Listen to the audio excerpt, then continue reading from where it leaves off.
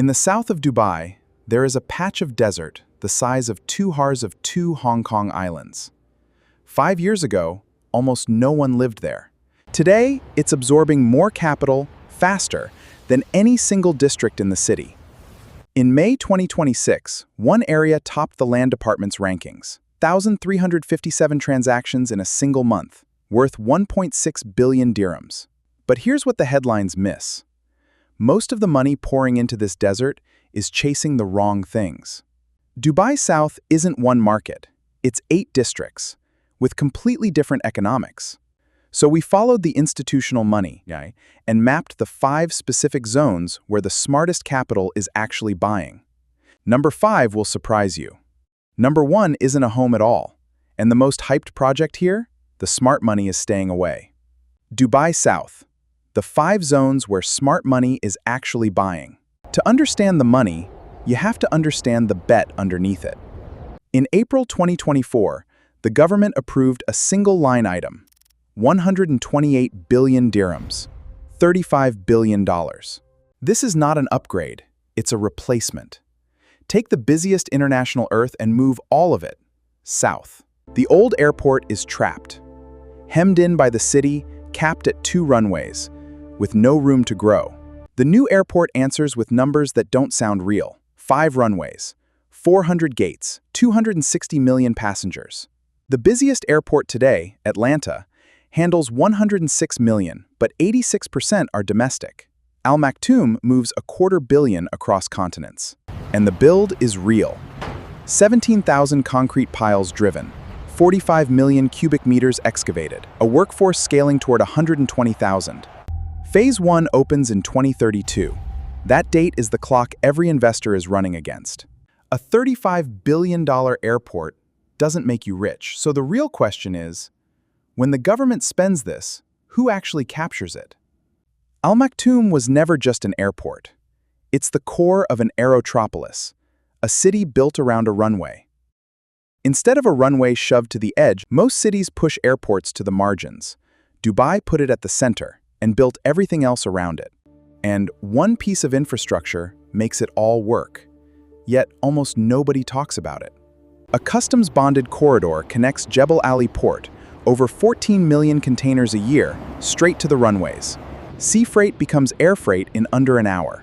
The state's mandate is explicit. 1 million residents, 500,000 jobs, and it's 100% government-owned. And the connectivity is arriving. Etihad Rail launches in 2026. The Metro Blue Line began tunneling, targeting 2029. Properties near new Dubai metro stations have historically captured a 15 to 25% premium once the line opens. First, a filter, because this is where most buyers go wrong. Retail money chases the story. It buys a studio off a rendering, hoping to flip the contract before the building's even finished. Institutional money does the opposite. It asks one question: where is the income? And how locked in is it? Right now, Dubai South gives that money something rare. A 33.7% discount to the city's price per square foot, while yielding more. So that's our test: signed income, real scarcity, or a captive workforce. Apply it, and 5 zones rise above the noise. Zone 5. We start with the safest and the most finished. Expo City is the legacy of Expo 2020, and Dubai kept 80% of it. It hosted the COP28 Climate Summit. It runs on its own metro station and smart grid. The infrastructure isn't a promise, it's built. That maturity has a price. Apartments trade up to 2,300 dirhams a square foot, and yields are compressed to 3.7 to 4.5%. So why buy the lowest yield in the whole development? Because they're not buying yield, they're buying certainty. Blue-chip tenants, UN agencies, Siemens, generate constant demand within a 0-minute commute. It's where capital waits out volatility. Zone 4. And the math is ruthless. Workforce housing, plain apartment blocks at the cheapest entry point in the emirate. Studios trade from 400,000 dirhams. A studio bought for 450,000 dirhams rents for up to 45,000 a year, a gross yield approaching 95%. And the demand is structural. A 260 million passenger airport needs tens of thousands of workers living minutes from the runway. But know what this is? Appreciation here is flat, thousands of identical units. You're not buying growth. You're buying the most reliable cash flow in Dubai. Zone 3, where the brand becomes the asset. A gated enclave of 22,700 homes around an 18-hole golf course, built by Emaar, the developer by Dubai's most coveted communities. Here's the data point that drives this zone. Of the units flooding Dubai through 2030, 84% are apartments. Villas? Just 5%.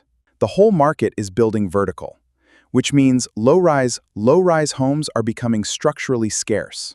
Emaar South is almost entirely low-rise. Villa values are up 94% since early 2020. The buyer isn't a flipper. It's a family, and families stay. That crushes turnover and stabilizes yield. Zone 2, a bet on who is moving to this desert. The luxury frontier, built around a 3-kilometer crystal lagoon, with mansions up to 13,000 square homes transact off-plan past 21 million, and the demand is violent. The final phase of South Bay sold out in 4 hours. Price per square foot is up 16.5%. A $35 billion airport imports C-suite executives and aerospace directors. They need waterfront homes near their hangars, and today, the South has almost none. The entry price, around 1,320 dirhams a square foot, is a fraction of Palm Jumeirah, which trades up to 14,500. The number one zone where smart money is buying isn't a home, a villa, or a view. It's a warehouse. 18 square kilometers wrapped around the runways, including Easy Dubai, a 9.9 million square foot bonded e-commerce zone, the engine the whole Aerotropolis feeds. The numbers institutions care about live here. Yields of 7.5 to 10%. Rents backed by 10 to 15-year leases from Amazon, DHL, FedEx. A residential investor prays a tenant renews next year. A logistics owner has a multinational locked in for 15. That income is bond-like.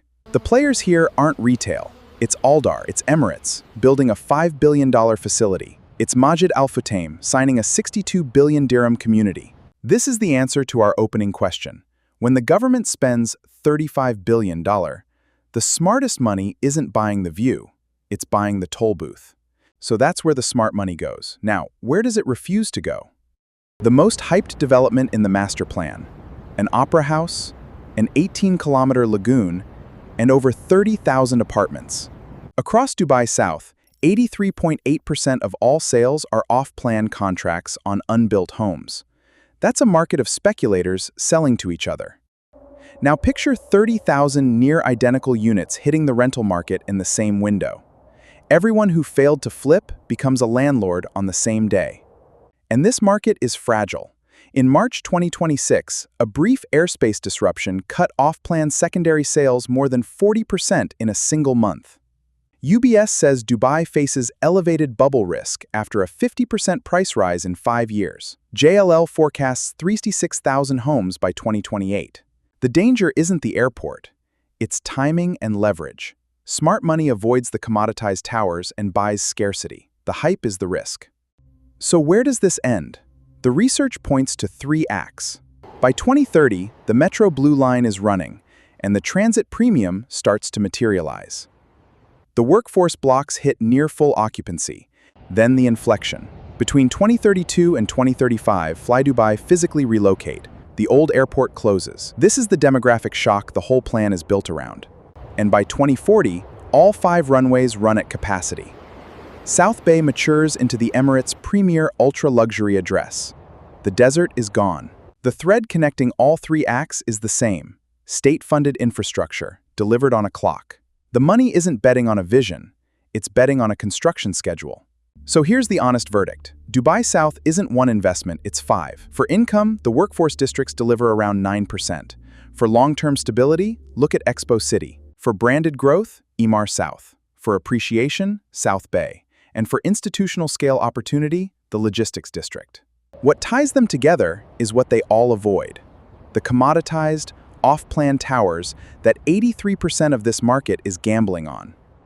The airport is real. The 35 billion is real. The migration is coming. But a rising tide does not lift every asset here equally. So the question isn't, is Dubai South real? It is. The question every serious investor should ask is this: are you buying the toll booth or the brochure?